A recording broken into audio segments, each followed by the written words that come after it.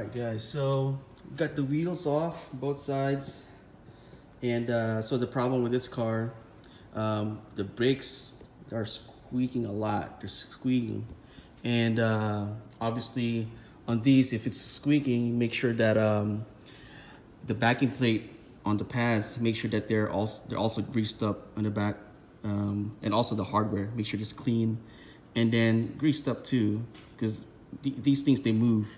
So if it's not like greased up and cleaned up, what's gonna happen, all that dirt and grime gets stuck on the pads, and every time the piston touches the brake pads, there's like, you know, there's tension, and it's gonna cause the brake pads to squeak.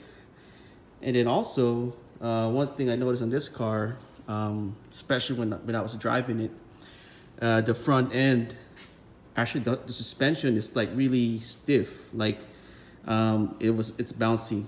So imagine this is the car, and even on a smooth surface, the car is doing this. Like there's like a lot of like bounciness in the front end, and it happens when your springs, if they're not preloaded correctly, it's gonna do that. And then look, this is what I just noticed too. See that? So obviously the spring is not preloaded, and that happens a lot. You know, guys that installs, you know, their own coilover kit, they end up like, you know, adjusting the spring for the height, but not adjusting it correctly. So what happened in this one, like whoever installed this coilover, this is actually a nice coilover too. It's Cusco Racing coilover, so it's made in Japan. But whoever adjusted this before, they adjusted on the spring. As you can see, this one has a adjustable shock, and that's where you like adjust it. You know, you loosen this. You have to like loosen up this ring, loosen that up, and then you'll be able to like spin the shock itself. Because look at the body here. The whole shock goes, you know, moves up and down. So once you loosen this up, and you'll be able to adjust the coilover. That's why it's called coilovers. And that's what happens. Like if your car feels like really like bouncy, even on a flat surface, like just going on a driveway, like what happened on this car, this thing just going on a flat surface, you can feel the front end just doing this, you know, and that's not normal.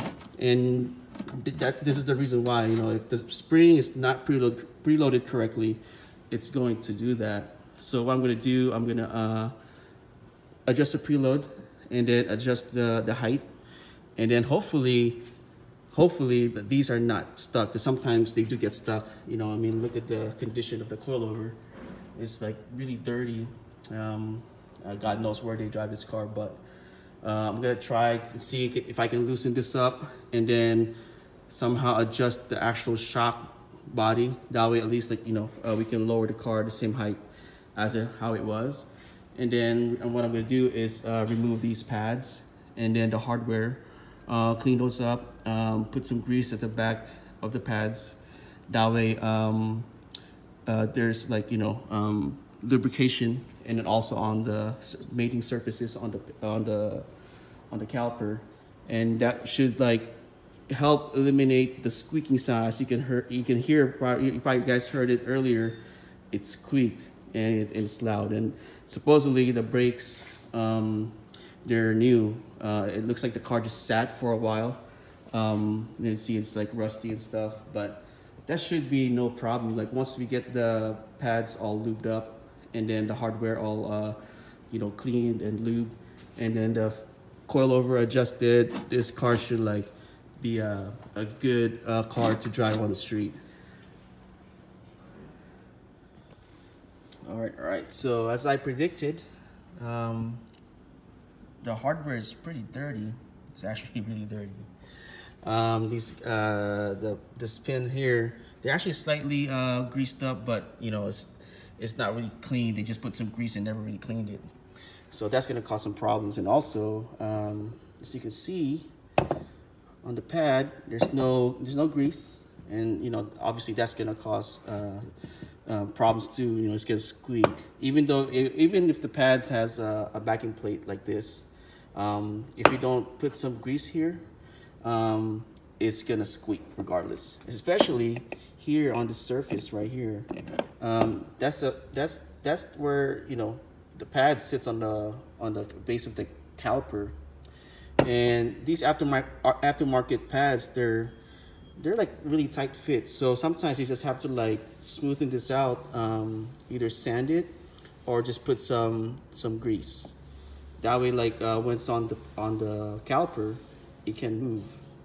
And yeah, so it's, you know, you can see it's dry. You know, the pads are good. I don't think these are like, I don't think they are very, I don't think these pads are aggressive. These are Akebono pads, I can tell, but because of the part number, AK, that's Akebono. And these are just, you know, street pads. But yeah, I just need to get cleaned up and greased up. And then I'll probably just sand this slightly, scuff it up. That way, like, it's nice and smooth.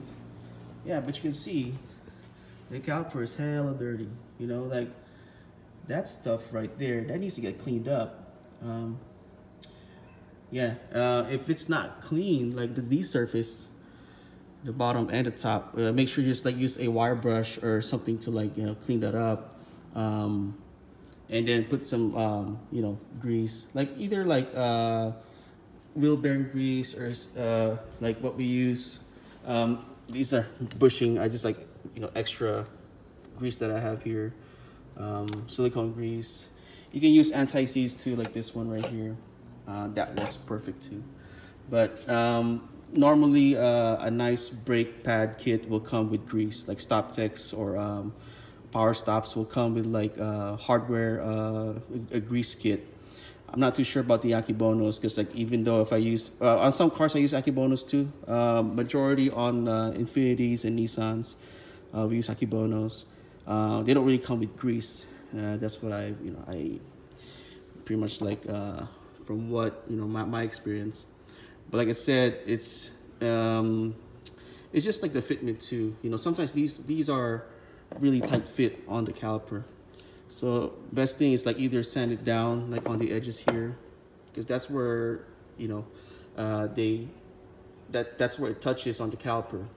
And if it's not like greased up, it's not able to move, you know, back and forth, because it needs to move slightly. That way, like once you say when you apply brake pressure, the pads get, you know, squished on the rotor, and then once you release the brakes, the pad needs to move back, or at least like slightly move back. That way, like it's not engaged on the rotor.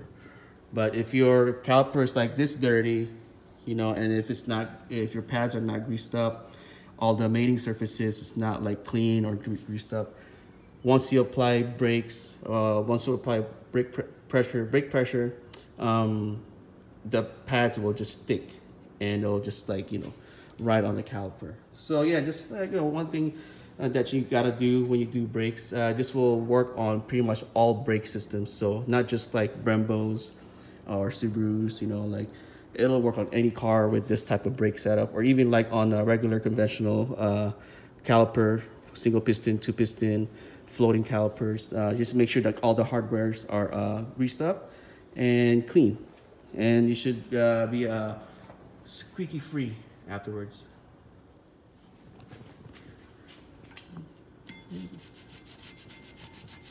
That's satisfying, dude. Look, get all that dirt out, all that grime, all that old brake dust.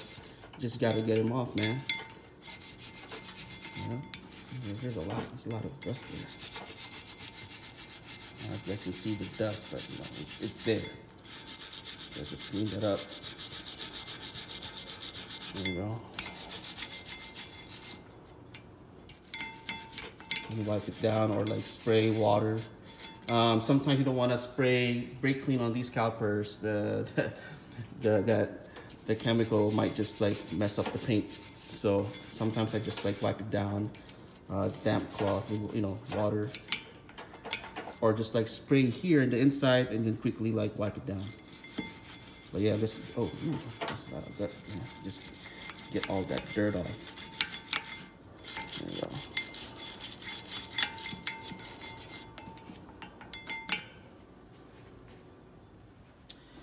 All right, so I actually found this CRC disc brake quiet. I have this for a long time, and I forgot where I put it, so I just looked for it, and it's there. So, but yeah, I actually use my leftover grease from like the bushings or wheel bearing. You can use that. So I put this.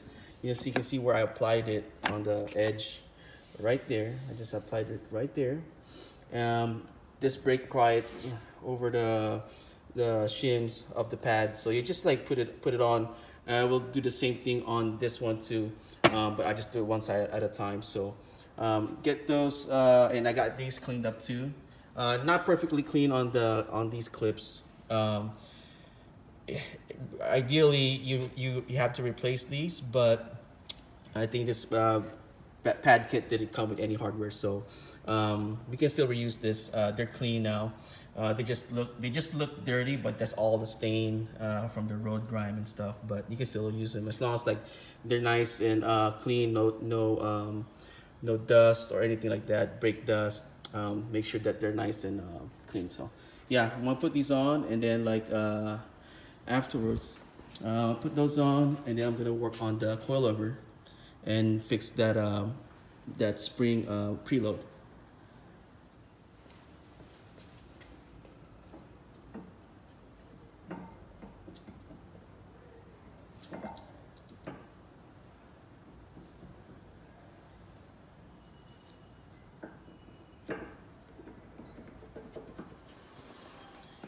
All right, guys, so already got the coilovers preloaded.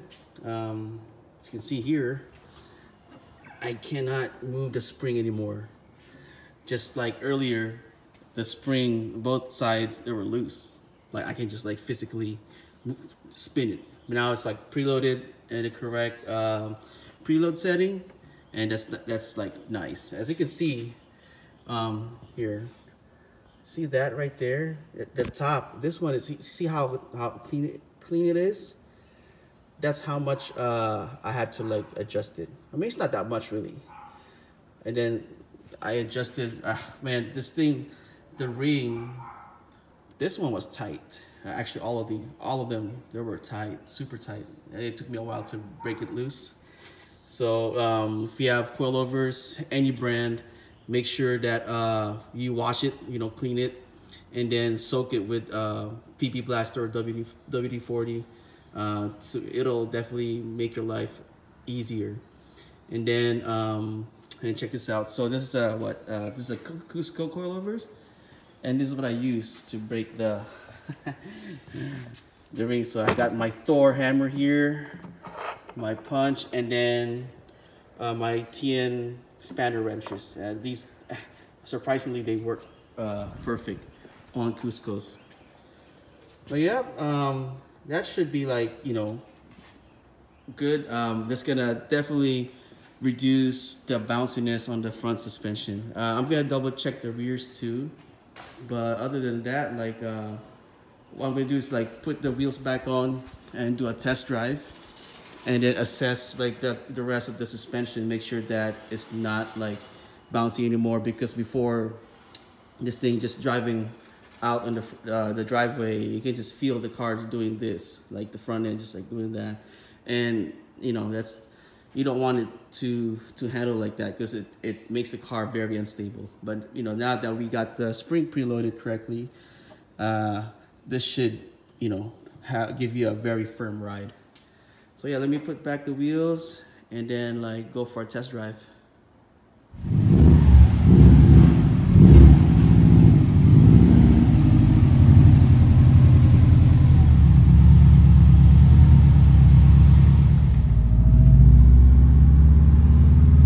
All right, let's go for a test drive. And I can feel that the front end is not as bouncy as it used to be.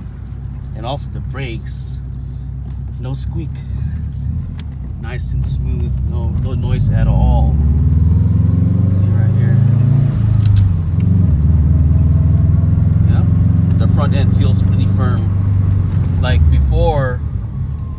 front end just bounces a lot.